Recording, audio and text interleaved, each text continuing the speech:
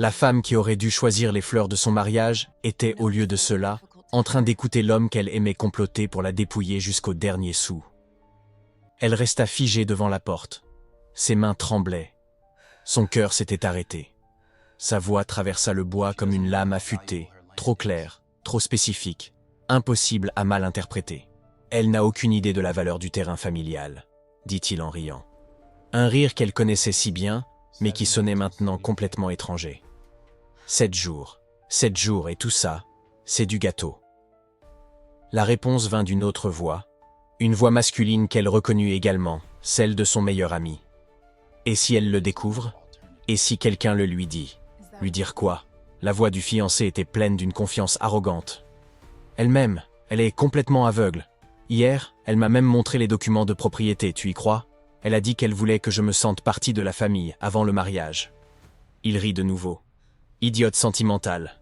Ses jambes flanchèrent. Elle s'appuya contre le mur, la respiration coupée. Le couloir de son appartement, où elle était venue des centaines de fois, lui semblait maintenant étranger, comme si les murs se refermaient autour d'elle. Son sac tomba de son épaule. Elle ne le remarqua même pas. « Et l'entreprise de construction ?» La voix de l'ami continua. « Tu vas vraiment pouvoir détourner les fonds sans qu'elle s'en rende compte? C'est une romantique, pas un homme d'affaires. » Le mépris dans sa voix était palpable. Elle signe sans même lire. Elle me fait entièrement confiance.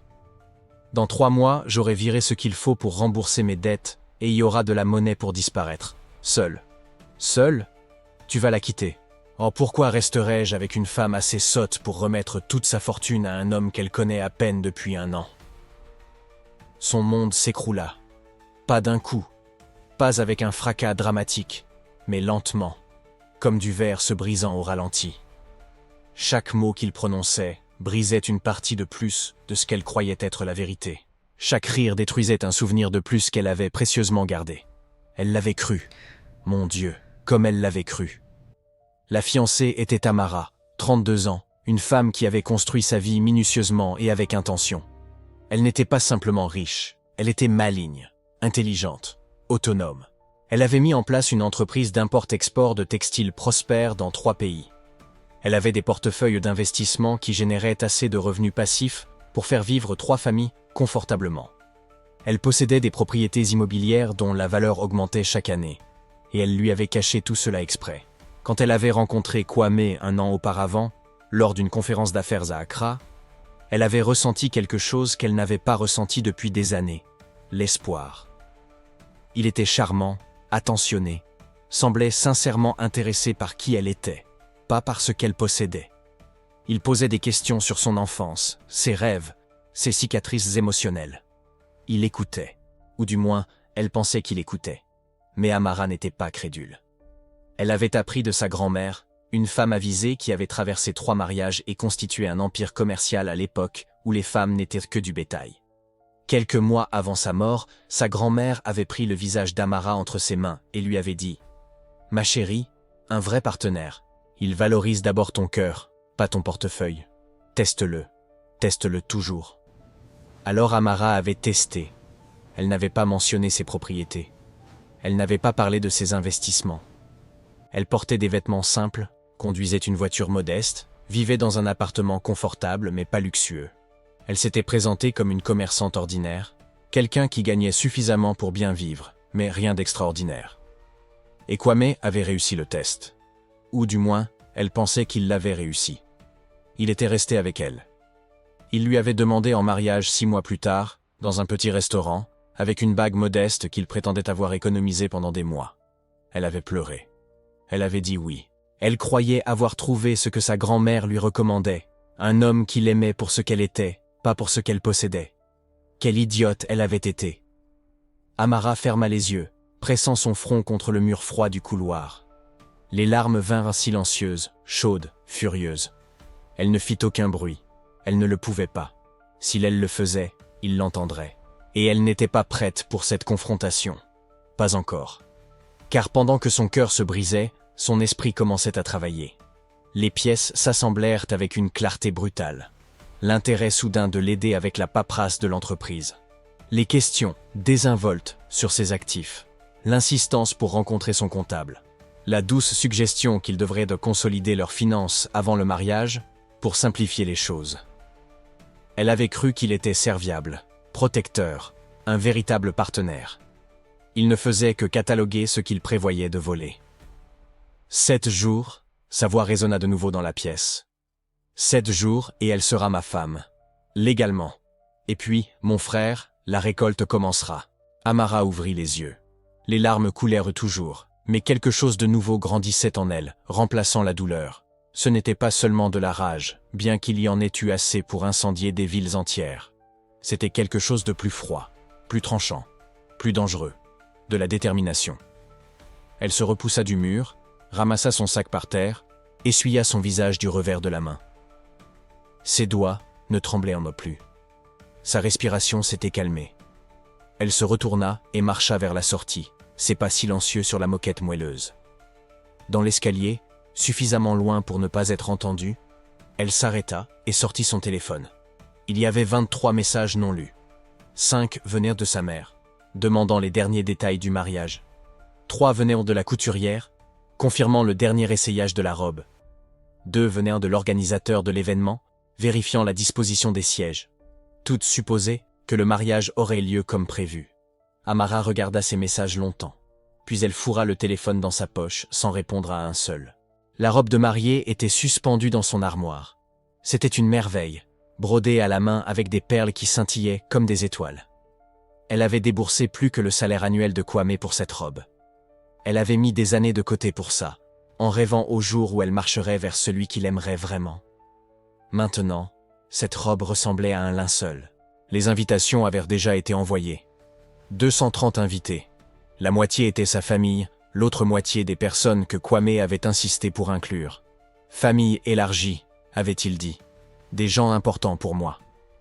Elle réalisait maintenant qu'il s'agissait probablement de témoins qu'il voulait impressionner, des personnes qui rendraient la fraude plus convaincante. La réception était réservée dans la salle la plus prestigieuse de la ville. La nourriture était commandée. La musique était engagée. Les vœux étaient écrits. De belles promesses qu'elle avait passé des semaines à élaborer. Chaque mot sincère. Chaque serment sacré. Et tout cela était basé sur un mensonge. Elle pensa annuler, simplement tout arrêter, renvoyer Kwame, couper ses pertes, et passer à autre chose. Ce serait la chose sensée à faire. La chose sûre. Mais Amara ne se sentait pas sensée. Et elle ne se sentait absolument pas en sécurité. Elle se sentait comme une femme sous-estimée. Et elle savait, avec la certitude qui coulait dans son sang depuis sa grand-mère, depuis toutes les femmes de sa lignée qui avaient survécu et prospéré dans un monde qui avait tenté de les faire taire, qu'être sous-estimé était parfois le plus grand pouvoir que l'on puisse avoir. « Que va penser la communauté ?» murmura une voix dans sa tête. C'était la voix de sa mère, toujours soucieuse des apparences, mesurant toujours chaque action par le regard des autres. Amara sourit. Un petit sourire glacial, sans joie. Qu'ils pendent ce qu'ils veulent, elle ne vivait plus pour leur approbation. « Comment vas-tu gérer l'humiliation ?» demanda une autre voix, sa propre insécurité bouillonnant. Mais tandis que la question se formait, la réponse vint, claire comme du cristal, elle ne serait pas l'humilier, elle s'en assurerait. Pendant les 2 jours suivants, Amara fonctionna en pilote automatique.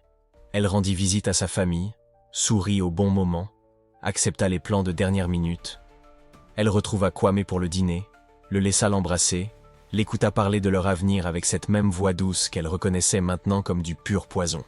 « J'ai hâte de passer le reste de ma vie avec toi, » dit-il, tenant sa main sur la table. « Moi aussi, » répondit-elle, et elle parvint même à faire monter les larmes à ses yeux.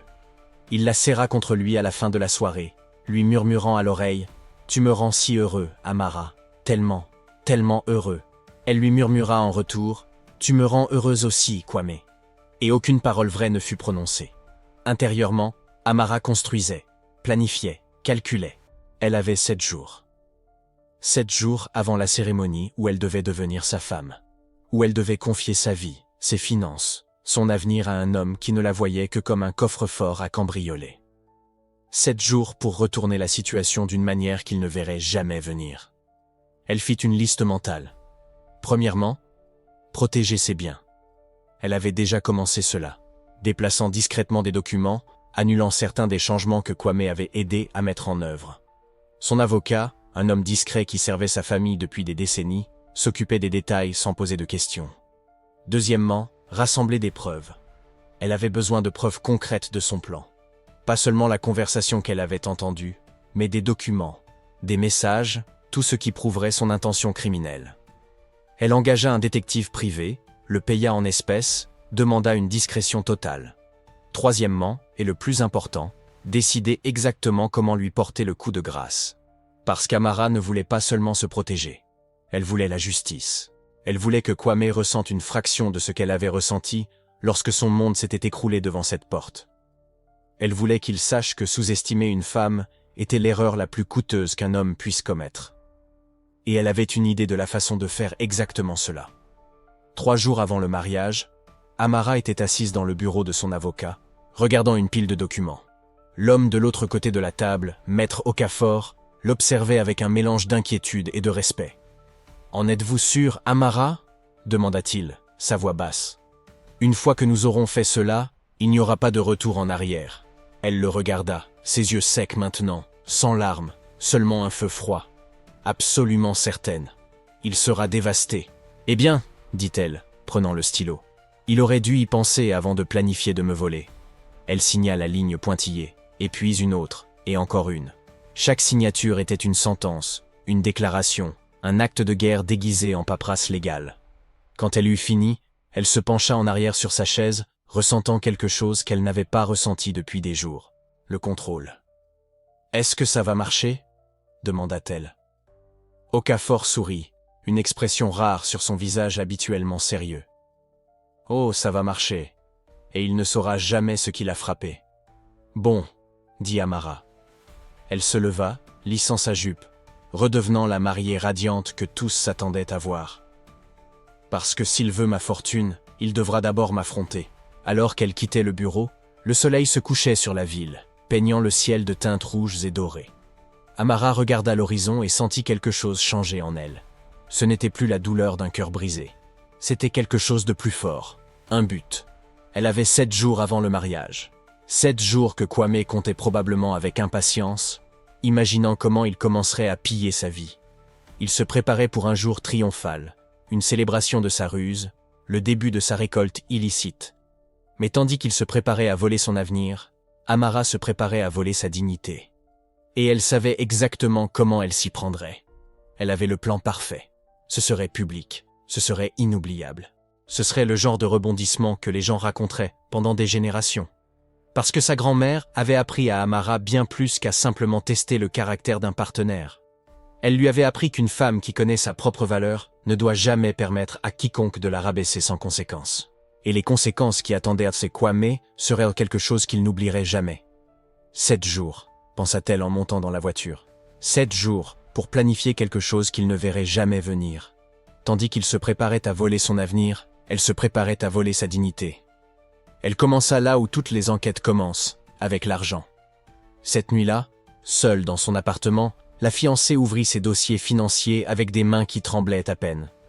Non pas de peur, mais d'une colère contrôlée. Chaque document qu'elle examinait était une pièce du puzzle qui commençait enfin à prendre sens. Les terres familiales, les investissements commerciaux, l'héritage substantiel qu'elle avait reçu de sa grand-mère. Tout était enregistré, tout était organisé, tout était vulnérable. Et puis elle vit les schémas, les questions apparemment innocentes qu'il avait posées au fil des mois. « Mon amour, gardes-tu tes terres au nom de la famille ou les as-tu transférées à ton nom personnel? Ces investissements sont-ils dans quelle banque exactement? Ta grand-mère a-t-elle laissé un testament ou était-ce une distribution directe? À l'époque, elle avait cru qu'il s'intéressait simplement à sa vie, qu'il était attentionné, voulant connaître chaque détail de qui elle était. Mais ce n'était pas de l'intérêt, c'était du repérage. Il cartographiait son patrimoine avec la précision d'un général planifiant une invasion. Et elle, si amoureuse, si confiante, lui avait livré chaque information comme si elle partageait des recettes de famille. Quelle idiote elle avait été. Non, elle se corrigea mentalement. Pas idiote. Humaine, confiante, amoureuse. C'était lui le prédateur. Elle ouvrit son ordinateur portable et commença à chercher. S'il avait un complice, comme la conversation le suggérait, alors il y avait une trace. Il y en avait toujours une. Cela prit 3 heures. 3 heures de recherche méticuleuse sur les réseaux sociaux, les registres publics, les connexions mutuelles. Et puis elle trouva son cousin, Marcus. Non, attends. Pas seulement son cousin, son meilleur ami, son témoin de mariage. L'homme qui avait été à chaque dîner de famille, chaque réunion avec ses parents, chaque célébration. Toujours souriant, toujours charmant, toujours faisant rire tout le monde. Elle se souvint de lui à la fête de fiançailles, discutant affaires avec son père, gagnant la confiance de l'homme qui se méfiait rarement des étrangers. Elle se souvint de lui aidant sa mère à porter les courses, insistant avec ce sourire chaleureux.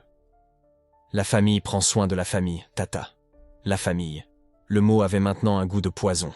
Elle cliqua sur une vieille photo du profil de Marcus. Lui a un mariage différent, un mariage luxueux, aux côtés d'une mariée radiante qu'elle ne connaissait pas. Avec des mains tremblantes, elle commença à chercher. Le nom de la mariée était dans la légende. Elle trouva son profil. Puis, des articles de journaux locaux. Et c'était là, caché parmi des annonces de journaux d'il y a 3 ans. Divorce, fraude financière. Une enquête policière qui n'avait jamais abouti faute de preuves concrètes. Elle continua à chercher. Elle trouva une autre femme, un autre mariage, un autre divorce rapide et silencieux. Elle n'était pas la première. Elle était la 3e, ou peut-être la 4e. Qui sait combien d'autres il y avait eu. La trahison faisait déjà mal.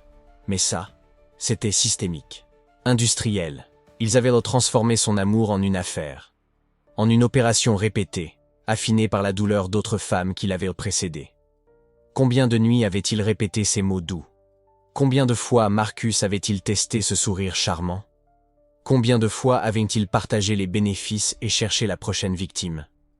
Elle sentit la nausée monter à sa gorge. Mais avec la nausée vint quelque chose de plus fort, quelque chose de plus froid, la détermination. Parce que s'il l'avait déjà fait, cela signifiait qu'il pensait savoir comment ça marchait. Il pensait qu'elle suivrait le scénario, qu'elle le découvrirait trop tard, ou ne le découvrirait jamais, ou le découvrirait et serait paralysée par la honte et l'humiliation. Il ne s'attendait pas à ce qu'elle se batte. Elle ferma son ordinateur portable et se permit, juste un instant, d'imaginer le fiancé. Non pas comme le monstre qu'il se révélait être, mais comme l'homme qu'elle pensait connaître. Qui était-il, vraiment? Elle avait besoin de comprendre. Non pas pour l'excuser, jamais pour l'excuser, mais pour le vaincre, elle devait le connaître. Alors elle creusa plus profondément, et trouva l'histoire qu'il n'avait jamais racontée entièrement. Sa famille avait été prospère autrefois, son père, un homme d'affaires respecté. Mais il y eut une crise, mauvais investissement, peut-être de la corruption, peut-être juste de la malchance. La famille perdit tout, la maison, le statut, la dignité. Le fiancé avait 15 ans quand c'est arrivé. Assez vieux pour se souvenir du luxe. Trop jeune pour comprendre que la valeur d'un homme ne se mesurait pas à son compte en banque. Il a grandi avec cette faim, ce besoin désespéré de récupérer ce qui avait été perdu, de prouver qu'il était plus que le fils de l'homme qui avait fait faillite. À un moment donné sur ce chemin, il a cessé de voir l'amour comme quelque chose de réel et a commencé à le voir comme un outil, une stratégie, un moyen pour une fin. Il se disait probablement qu'elle ne remarquerait jamais l'argent manquant, qu'elle en avait tellement que cela ne ferait aucune différence, que leur amour pourrait toujours exister à côté du vol, comme 2 rails parallèles qui ne se touchent jamais. Il avait rationalisé chaque étape, justifié chaque mensonge, convaincu qu'il n'était pas vraiment un méchant, juste un homme qui faisait ce qui devait être fait pour survivre. Il y a un vieux dicton dans les histoires que les grands-mères racontent. Le chemin de la ruine est pavé de petites mentiras justifiées. Il n'était pas un monstre de dessin animé. Il était pire. C'était un homme qui avait choisi la trahison plutôt que l'honnêteté, la manipulation plutôt que la vulnérabilité. Il avait regardé 2 chemins. Un où il demandait de l'aide, admettait sa faiblesse, construisait quelque chose de réel, et un autre où il prenait ce qu'il voulait par la tromperie. Et il avait choisi le second. Et ce choix, cela le rendait responsable. Complètement, totalement responsable. Il n'y avait pas d'excuses. Il n'y avait que des conséquences. Elle a pris le téléphone. Il n'y avait qu'une seule personne qu'elle pouvait appeler à ce moment-là. Une seule personne qui comprendrait sans juger, qui serait furieuse sans poser de questions, qui l'aiderait sans hésiter. Sa sœur a répondu à la 2e sonnerie. Il est minuit. Quelqu'un est mort. Peut-être. La voix de la fiancée était étrangement calme. Mon mariage. Il y a eu une pause. Puis, la voix de sa sœur a complètement changé. Elle est devenue acérée, alerte, protectrice. Qu'est-ce qu'il a encore fait? La fiancée a tout débité. La conversation entendue, son enquête, le cousin pourri, les autres gonzesses, le plan préparé de longue date. Chaque parole était un aveu, mais aussi un cri d'accusation. Quand elle a eu fini, le silence n'a duré que 3 secondes. Puis sa sœur a explosé. Je vais le tuer. Je vais vraiment le tuer. Où est-ce qu'il crèche? Non, attends. Il dort chez toi de temps en temps? Je débarque maintenant et... Arrête. Arrêtez. Arrêtez. Ce salaud prévoyait de voler ton héritage et tu veux que je... Je n'ai pas dit qu'on fait rien. Je dis d'arrêter de comploter un meurtre et de passer à un plan vraiment dévastateur. Sa sœur a pris une profonde inspiration. 1 fois, 2 fois. D'accord, j'écoute. Je peux pas juste annuler le mariage. Pourquoi tu pourrais pas? Parce que comme ça, il s'en sort. Il cherche sa prochaine proie. Marcus aussi. Et moi, je suis la conne qui s'est enfuie la queue basse. L'air pitoyable. La sœur est restée silencieuse, traitant l'information. Que suggères-tu? Je suggère que s'il veut un mariage, alors il aura un mariage. Tu n'es pas sérieuse. Je suis complètement sérieuse. Tu vas l'épouser, même en sachant? Je vais remonter cette allée. Je vais enfiler cette robe. Je vais le regarder droit dans les yeux devant tout le monde qu'on connaît. Et après, la fiancée a souri. Ce n'était pas un sourire heureux. C'était quelque chose de plus sombre, plus dangereux. Et là, je vais faire un truc qu'il rêverait d'oublier. Sa sœur est restée silencieuse un long moment. Puis, elle a commencé à rire. Pas un rire joyeux. Un rire de pure vengeance satisfaite. Tu es folle. Probablement. J'adore ça. Je sais. D'accord. Alors que devons-nous faire? Nous avons besoin de preuves, concrètes, incontestables. Tu as les messages enregistrés? Oui. Mais il me faut plus. Des relevés financiers, des conversations par SMS, tout ce qui montre leur plan en détail. Sa sœur réfléchissait déjà. La fiancée pouvait entendre son cerveau travailler au téléphone. Marcus utilise son vieux téléphone pour tout, n'est-ce pas? Celui qu'il laisse sur la table pendant les dîners? Oui. Nous avons le dîner de répétition dans 4 jours. Je peux créer une diversion. Tu peux cloner son téléphone en 90 secondes si j'ai le bon appareil. Tu as le bon appareil? Non, mais je sais où en trouver un. Les deux sont restées silencieuses, la réalité de ce qu'elles planifiaient s'installant. C'est vraiment fou, dit sa sœur doucement. Je sais. Tu es sûr? Parce qu'une fois que nous aurons commencé, il n'y aura pas de retour en arrière. La fiancée a regardé par la fenêtre la ville endormie. Quelque part dans cette ville, le fiancé dormait paisiblement, peut-être rêvant de la vie qu'il construirait avec son argent, peut-être déjà planifiant comment il la jetterait ensuite. Il pensait qu'elle n'était qu'une de plus, une autre femme amoureuse et trop confiante pour voir la vérité. Il avait tort. Je suis complètement sûre, dit-elle, et sa voix ne trembla pas un instant. Il veut un mariage qui impressionnera tout le monde? Alors c'est ce qu'il aura. Un mariage que personne n'oubliera jamais. Et Marcus sera là aussi, souriant, célébrant, pensant que le plan a parfaitement fonctionné. Jusqu'à ce que ça ne fonctionne pas. Exactement. Sa sœur a soupiré, mais c'était un soupir d'acceptation, d'engagement. D'accord. Alors nous avons 4 jours pour collecter des preuves, élaborer le plan et décider exactement comment tu vas faire exploser sa vie devant 200 personnes. 3 jours, corrigea la fiancée. Le 4e jour, je dois être calme, centrée, prête. Ça va le faire? La mariée y pensa, à l'amour qu'elle avait ressenti, à la trahison qui brûlait désormais là où cet amour se trouvait, aux autres femmes qui l'avaient précédé, qui n'avaient peut-être pas eu la chance de le découvrir à temps. Je vais y arriver, dit-elle, parce que je ne fais pas ça seulement pour moi. Je le fais pour chaque femme qu'ils ont trompée auparavant, et pour chaque femme qu'ils essaieraient de tromper après. Elle pouvait entendre sa sœur sourire à travers le téléphone. Alors on commence. Demain matin, 9h, mon appartement. Apporte du café. Et apporte cette colère. Nous aurons besoin des deux. Je serai là. Elles raccrochèrent. La mariée resta assise dans l'obscurité un instant de plus. Puis, elle ouvrit un nouveau document sur son ordinateur et commença à taper. Preuves nécessaires. Calendrier. Ressources. Contingence. Chaque ligne qu'elle écrivait la rapprochait un peu plus. Un pas de plus pour transformer la douleur en pouvoir. La trahison en justice. Elle ne savait pas exactement ce qui se passerait à cet hôtel. Pas encore. Mais elle savait une chose avec une certitude absolue. Le mariage aurait lieu. Mais ce ne serait pas le jour qu'il attendait. Ce ne serait même pas proche du jour qu'il attendait. Elle entra dans le cabinet d'avocat un mardi, 3 jours avant le mariage.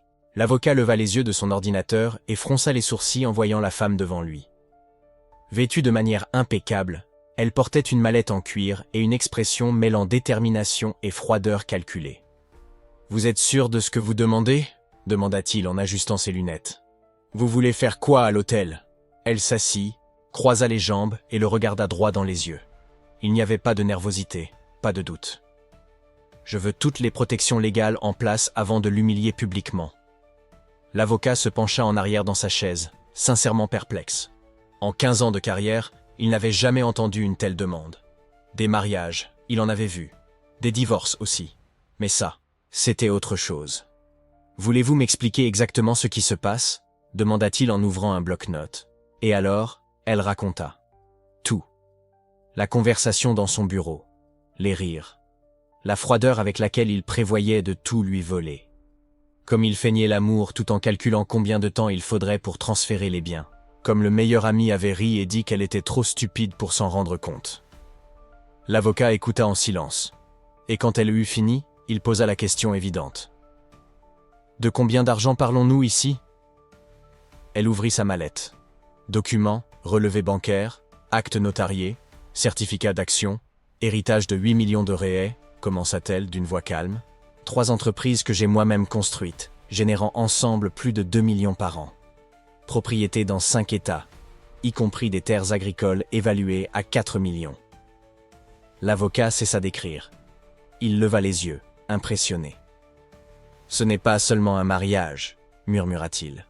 « C'est une fusion corporative qu'il essaie de détourner. » Exactement. Elle savait ce qu'elle avait. Elle savait ce qu'elle avait construit. Et elle savait exactement ce qu'il voulait voler. « Le contrat prénuptial, poursuivit-elle, en faisant glisser un autre document sur la table. Il l'a signé sans le lire. Je pensais que je n'aurais pas besoin de l'utiliser. Mais maintenant, l'avocat lut rapidement. Ses yeux s'écarquillèrent. Séparation totale des biens. Clause d'infidélité. Pénalité pour mauvaise foi. Il siffla doucement. Vous êtes plus maligne qu'il ne l'imagine. Beaucoup plus. Ils passèrent les 2 heures suivantes à assembler l'arsenal. Papier de divorce pré-rédigé, prêt à être signé. Ordre de protection des actifs, empêchant tout transfert sans autorisation judiciaire. Gel immédiat des comptes conjoints qui n'existaient même pas encore. « Et la confrontation ?» demanda l'avocat. « Qu'allez-vous faire exactement à l'hôtel ?» Elle sourit. Pour la première fois depuis qu'elle était entrée dans le bureau, un sourire authentique traversa son visage. « Ça, vous le découvrirez avec tous les autres. » Tandis qu'elle quittait le bureau avec tout en main, le fiancé était de l'autre côté de la ville, jouant toujours le rôle de l'homme amoureux, croyant toujours qu'il avait 10 pas d'avance. Il débarqua chez elle cet après-midi avec des fleurs, des roses rouges, ses préférées, ou c'est ce qu'il pensait. « Mon amour, dit-il en l'embrassant sur le front. Seulement 3 jours. J'ai hâte de t'appeler ma femme. » Elle lui rendit son sourire.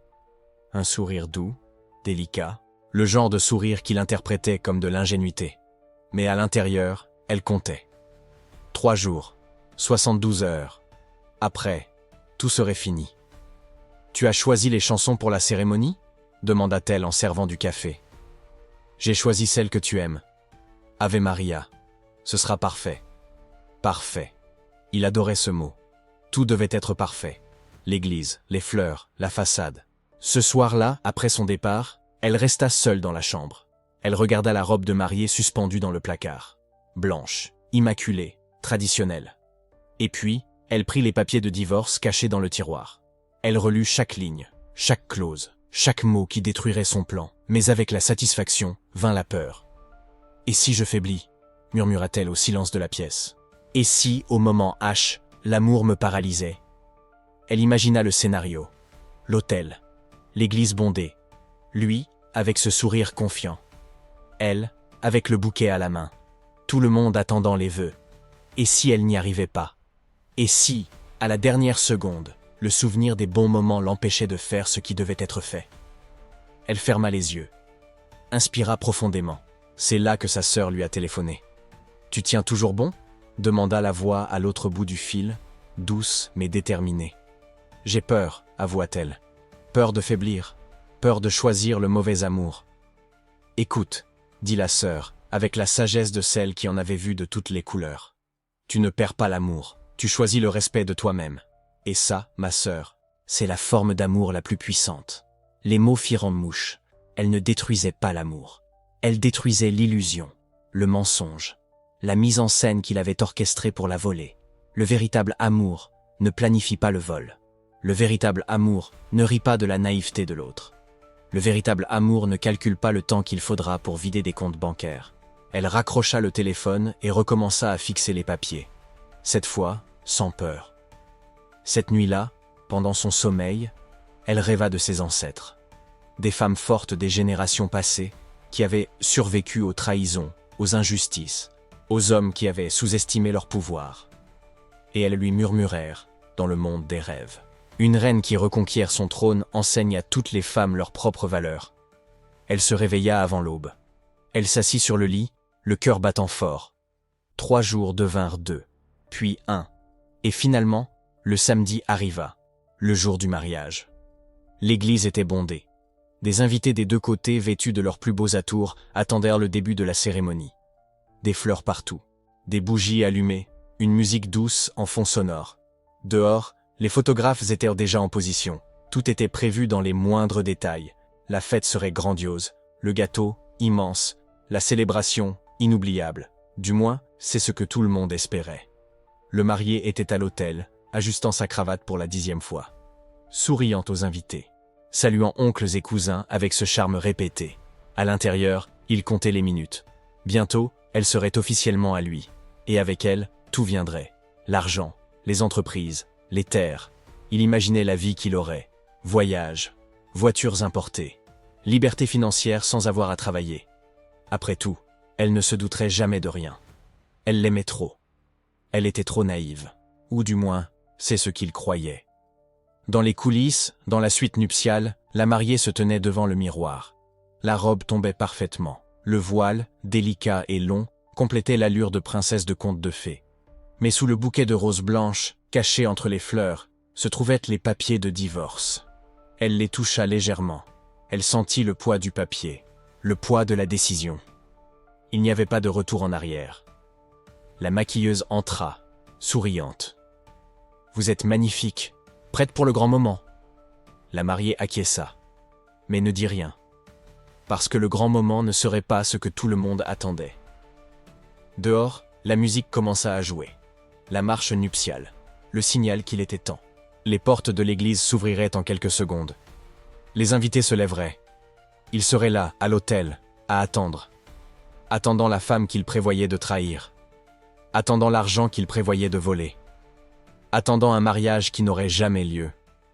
Elle serra fermement le bouquet, les papiers de divorce bien calés entre les fleurs. Elle inspira profondément et fit le premier pas en direction de l'allée. Tout le monde était venu s'attendant à un mariage. Ils allaient assister à une reddition de comptes. Les portes s'ouvrirent. La musique résonna fort et clair. Et elle commença à marcher, pas à pas, en direction de l'autel. En direction de l'homme qu'il avait sous-estimé. En direction de la vérité qu'il n'avait jamais imaginé qu'elle découvrirait. Chaque pas était une affirmation. Chaque mètre parcouru, une déclaration silencieuse de pouvoir. Les invités murmuraient, admiratifs. Quelle belle mariée! Quelle robe parfaite! Quel mariage merveilleux! Mais ils n'en avaient aucune idée. Ils n'avaient aucune idée de ce qui était sur le point de se produire.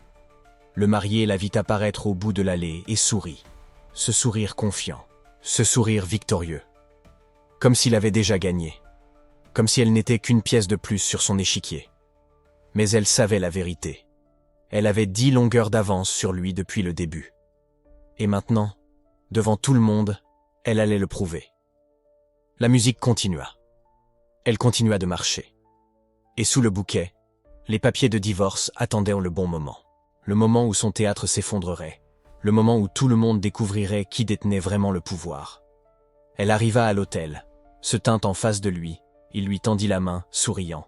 Elle prit sa main, et sourit en retour. parce qu'elle savait exactement ce qui allait suivre. La musique commença. Un piano doux, des violons délicats, le genre de mélodie qui fait pleurer les gens avant même qu'ils ne comprennent pourquoi. Les doubles portes de la chapelle s'ouvrirent lentement, et là, elle était. La mariée. Robe blanche qui flottait comme l'eau, voile délicat qui encadrait son visage, bouquet de roses blanches entre les mains. Elle avait tout de la princesse de conte. La lumière du soleil qui passait par les vitraux coloriés créait des mosaïques sur l'allée. Chaque pas était calculé, chargé d'une intention que seule elle saisissait. Les invités se levèrent, des appareils photo cliquèrent, quelqu'un sanglota d'émotion. Tout était parfait. Sauf que ça ne l'était pas. Parce qu'à l'intérieur de ce bouquet impeccable, caché entre les pétales et les tiges, se trouvaient des papiers de divorce. Et au fond du cœur de cette mariée, où la joie aurait dû être, il y avait une résolution froide comme de la glace. Elle regarda devant elle. Là, il était, le marié, l'attendant à l'autel. Son visage était un masque de fierté et d'anticipation. Les yeux brillants, un large sourire, une posture droite, presque impériale. Il se voyait comme le conquérant. L'homme intelligent qui avait trouvé le chemin parfait vers la richesse. Elle pouvait voir. Dans la façon dont il la regardait, il n'y avait pas d'amour. Il y avait du calcul. Il dépensait déjà son argent mentalement. Il imaginait déjà les comptes bancaires, les propriétés, les investissements. Chaque pas qu'elle faisait vers lui était, dans son esprit, un pas vers son empire financier. Mais pour elle, chaque pas était différent. C'était un pas vers la justice, un pas vers la vérité, un pas vers le moment où le monde entier verrait qui il était réellement. Son cœur battait fort, non pas de nervosité romantique, mais d'adrénaline pure, du genre que ressent un athlète avant une compétition, un soldat avant la bataille. Elle avait rêvé de cette marche toute sa vie, seulement pas ainsi, pas en sachant ce qu'elle savait, pas en portant ce qu'elle portait. Elle arriva à l'hôtel. Son père, qui l'accompagnait, lui embrassa le front et lui murmura « Sois heureuse, ma fille. » Si seulement il savait. Mais il saurait. Bientôt, tout le monde saurait.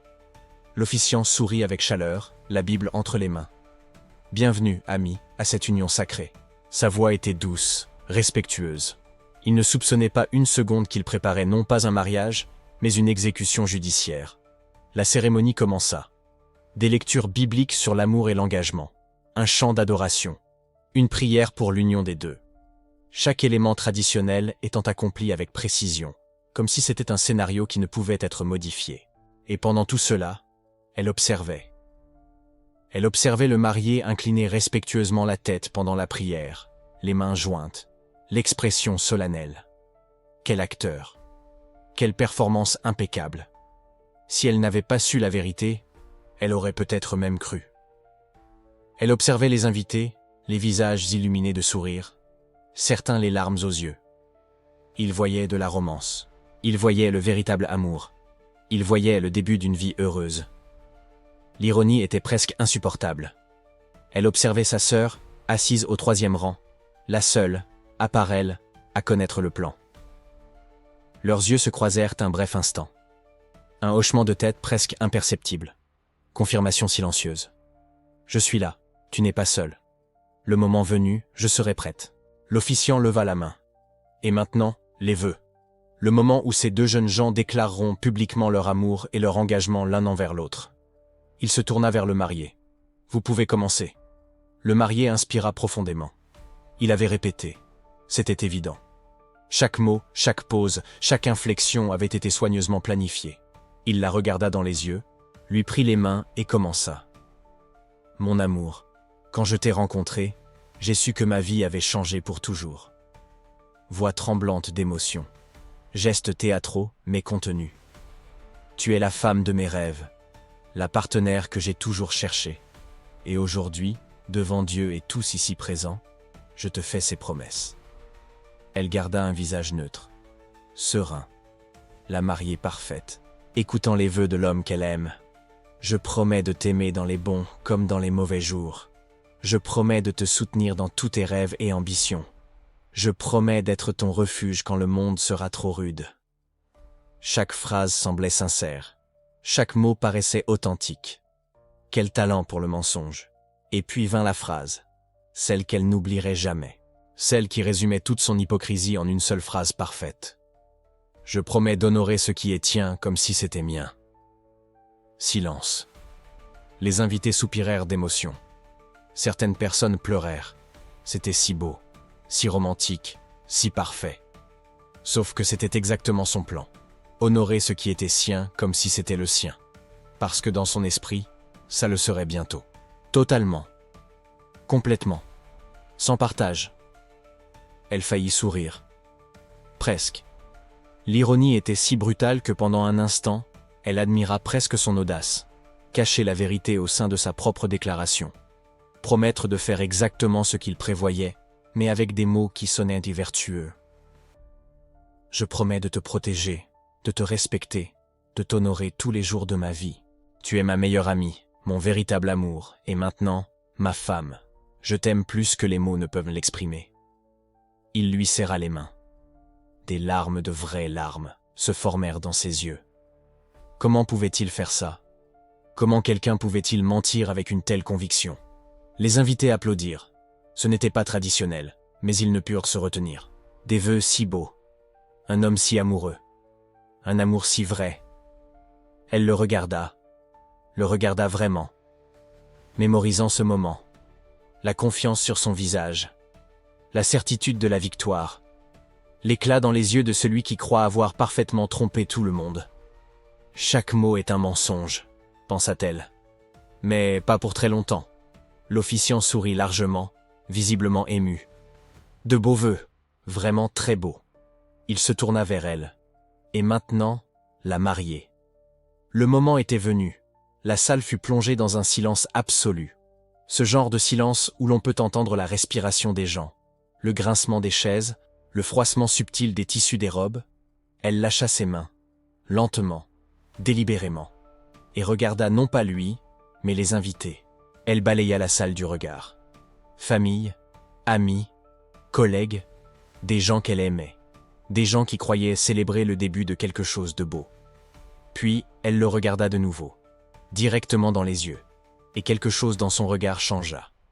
Il devint plus froid, plus déterminé, plus dangereux. Son sourire vacilla, juste une fraction de seconde. Quelque chose dans son instinct, dans ce cerveau calculateur, détecta un danger. Mais il ne savait pas d'où il venait. Alors il se ressaisit, garda son masque, elle tourna légèrement la tête, retrouva les yeux de sa sœur.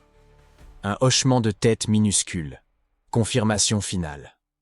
Et puis, au lieu de prendre la petite feuille de papier avec les vœux préparés qui seraient traditionnellement cachés dans le bouquet, elle tint le bouquet d'une main. De l'autre, elle attrapa quelque chose de différent, son téléphone portable. Certains invités froncèrent les sourcils, confus. Un téléphone portable pendant les vœux? Quelle étrangeté, quel manque d'étiquette. Le marié fronça les sourcils aussi. « Chérie ?» murmura-t-il juste assez fort pour qu'elle l'entende. « Tu fais quoi là ?» Elle ne répondit pas. Au lieu de cela, elle leva son téléphone pour que tout le monde puisse voir.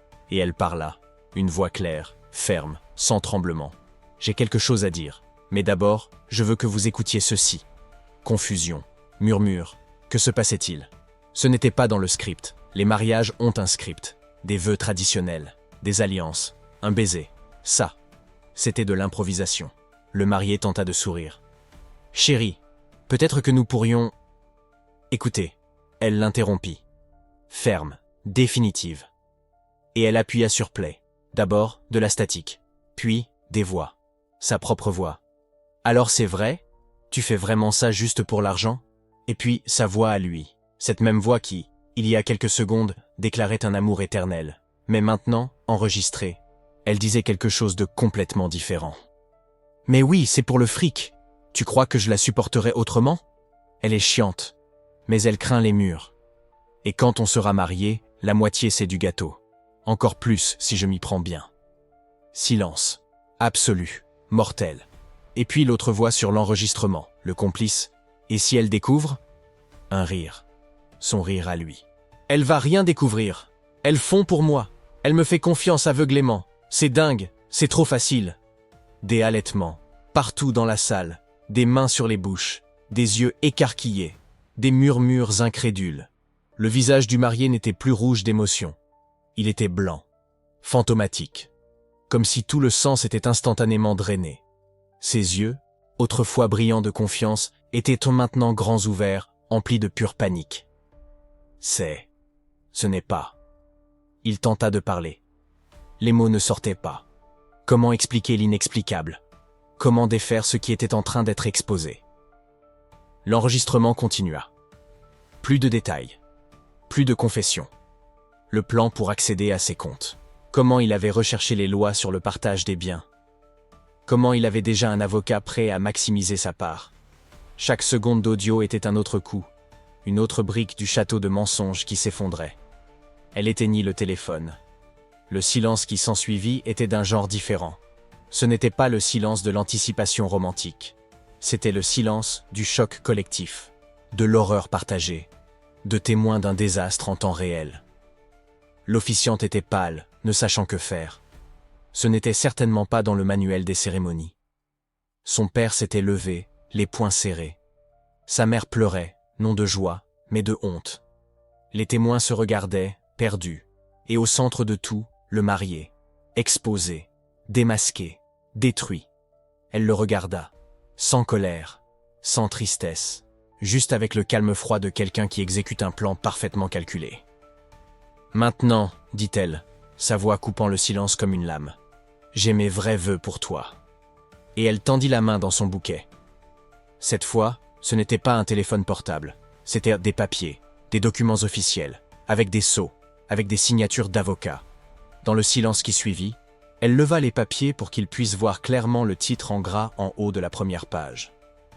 Des papiers qui changeraient tout. L'enregistrement était terminé. Mais l'audio continuait de résonner dans l'esprit de toutes les personnes présentes. La voix du marié était reconnaissable entre toutes, claire, confiante, prédatrice. Dès que nous serons mariés, j'aurai accès à tout. Silence absolu. 200 personnes, assimilant ce qu'elle venait d'entendre. Le marié regarda autour de lui, les yeux écarquillés, le visage pâle.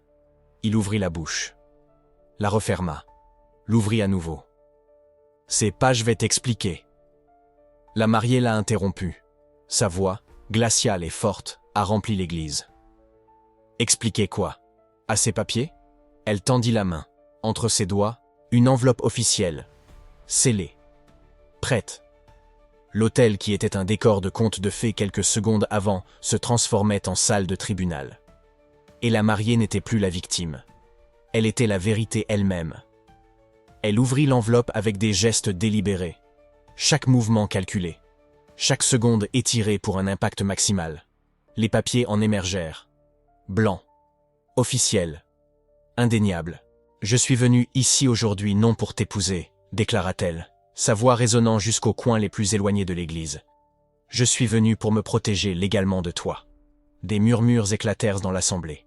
Mais la mariée continua, implacable. « Ce document, » elle tint les papiers en l'air, « est un contrat de mariage qui protège chaque centime de mes biens. Et ceux-ci, » elle retira un autre ensemble de papiers, « sont les documents de divorce, prêts à être signés si tu tentais de contester. » Un homme en costume sombre se leva au premier rang, son avocat. Il s'avança vers l'autel d'un pas ferme. « Je confirme, » dit-il, sa voix d'avocat résonnant dans l'église, « que tous ces documents sont validés légalement. Elle a l'intégralité des droits sur ses biens. » Lui, il regarda le marié avec du mépris Tinley disguisé. N'a aucun droit légal sur ce qui est à elle. Le marié recula. Son visage subit une métamorphose rapide. Déni, colère, désespoir. « Tu peux pas faire ça !» cria-t-il, la voix déchirée. « C'est notre mariage !» La mariée le regarda droit dans les yeux. Ses yeux qui lui souriaient autrefois n'avaient plus que de la glace. « Non, » dit-elle, « c'est ma liberté. » L'église explosa en réaction. Mais ce n'étaient pas les cris indignés que le marié attendait. C'étaient des expressions de choc, de compréhension, d'un soutien croissant. La mère de la mariée se leva, des larmes coulant sur son visage. Non de tristesse, mais d'une fierté féroce. Elle s'approcha de l'autel et se tint aux côtés de sa fille, une sentinelle silencieuse.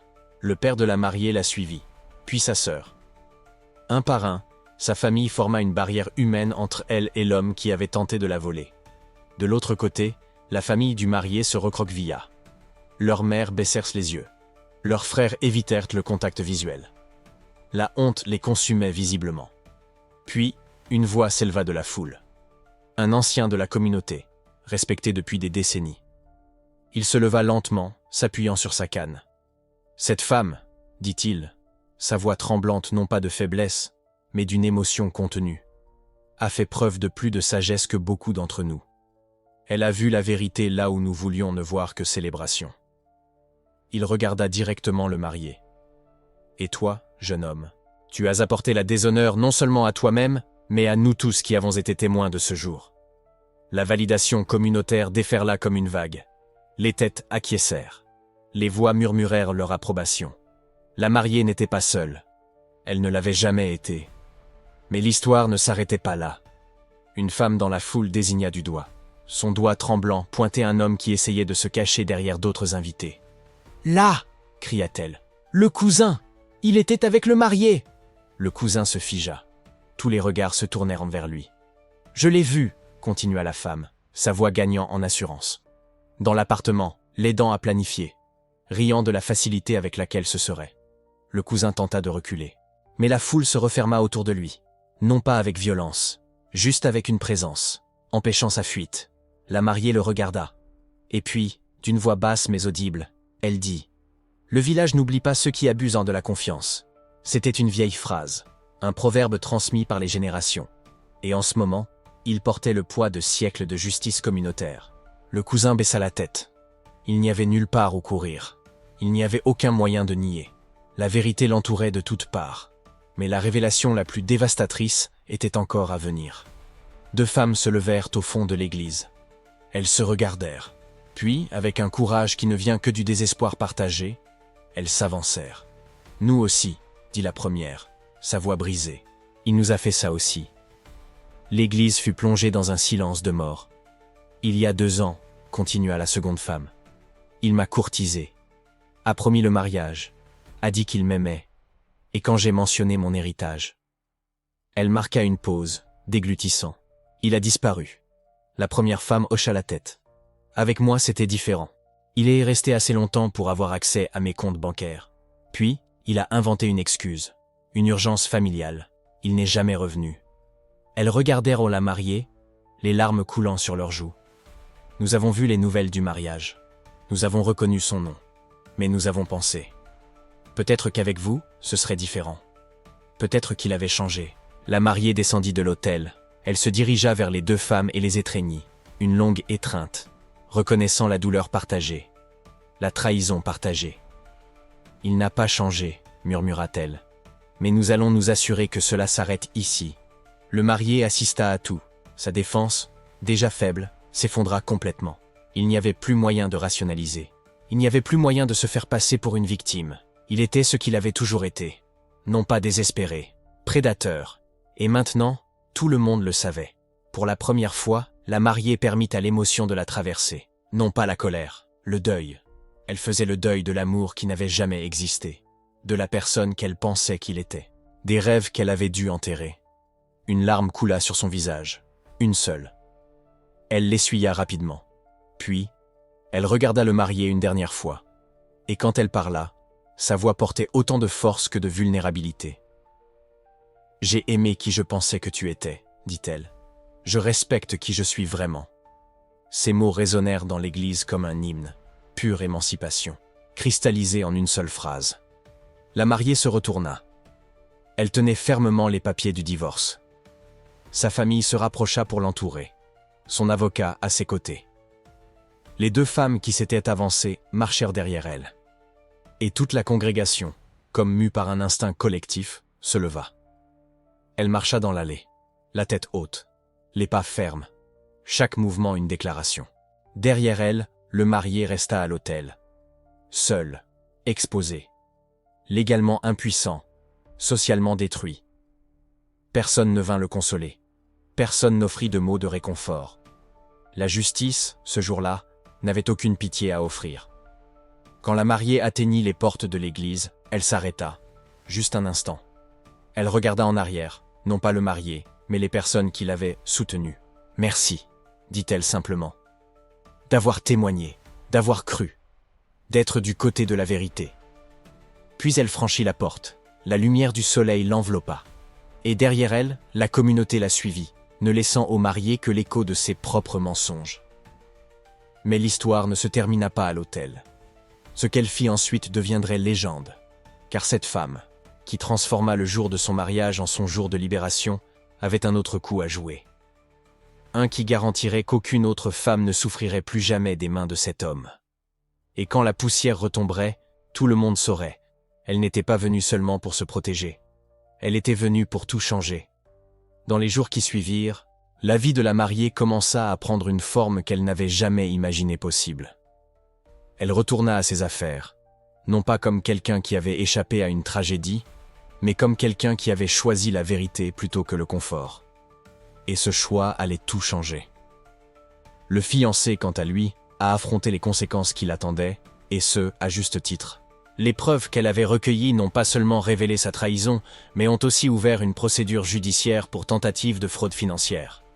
Le tribunal a été sans pitié. Le plan méticuleux de voler sa fortune, documenté dans chaque message, dans chaque conversation enregistrée, est devenu une preuve irréfutable de ses intentions criminelles. Mais le véritable rebondissement est survenu lorsque d'autres victimes ont commencé à apparaître.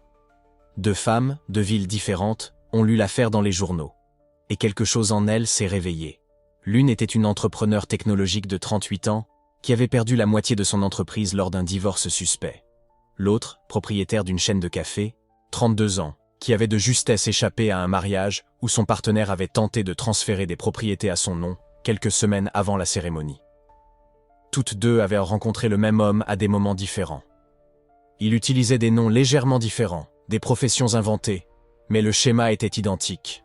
Un charme intense, des promesses romantiques précipitées, et toujours, un intérêt soudain et stratégique pour leurs finances.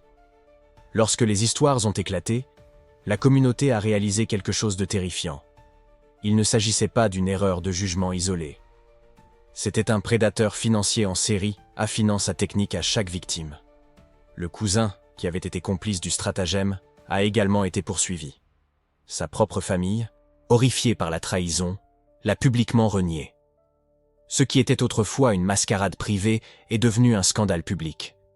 Et au centre de tout, la fiancée n'était plus seulement perçue comme une femme riche. Elle était perçue comme une femme sage.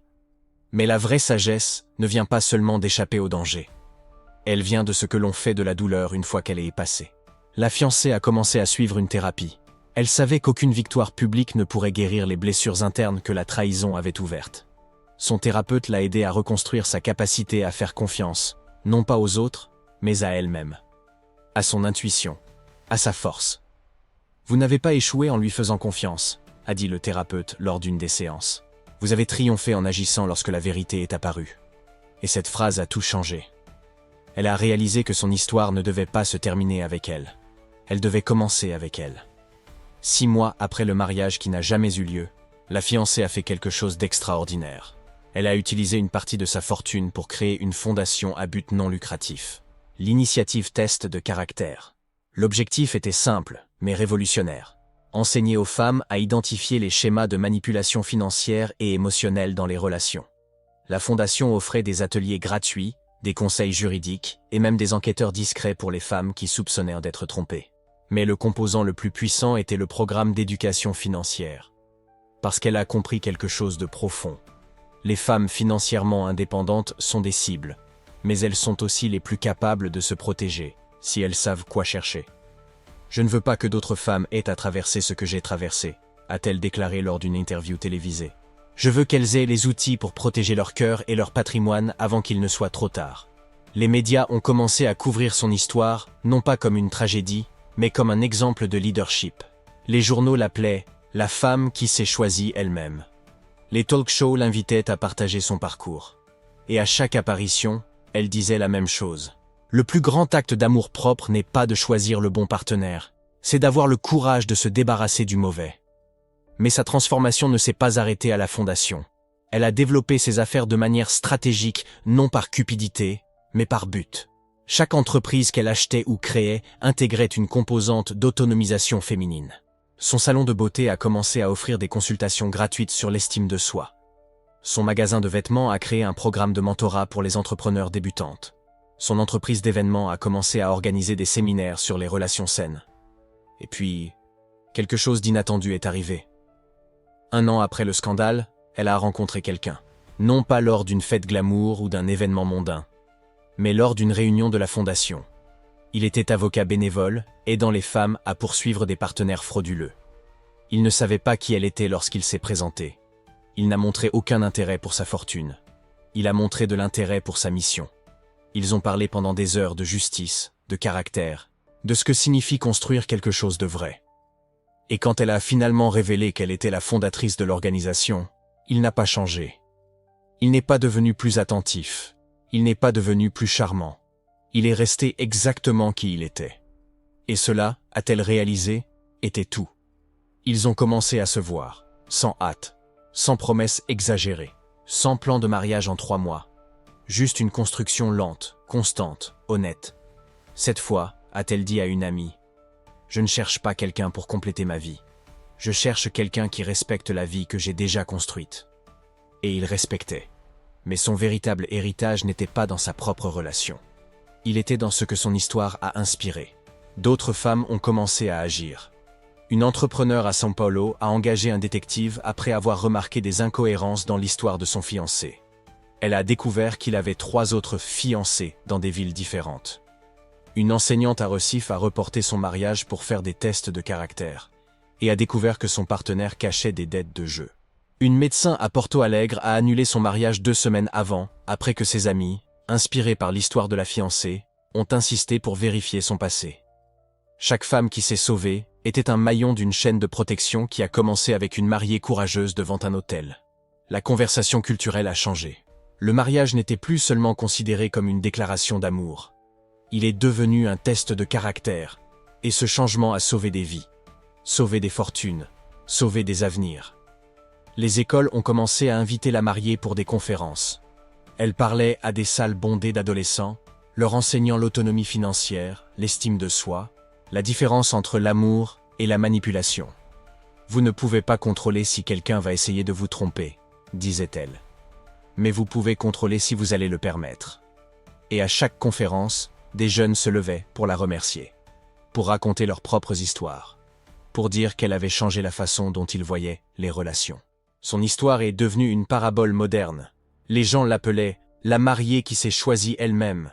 Et l'histoire était racontée de mère en fille, d'ami en ami, de génération en génération. Le folklore ancien disait que les ancêtres savaient toujours la vérité avant nous. Et cette mariée l'a prouvé.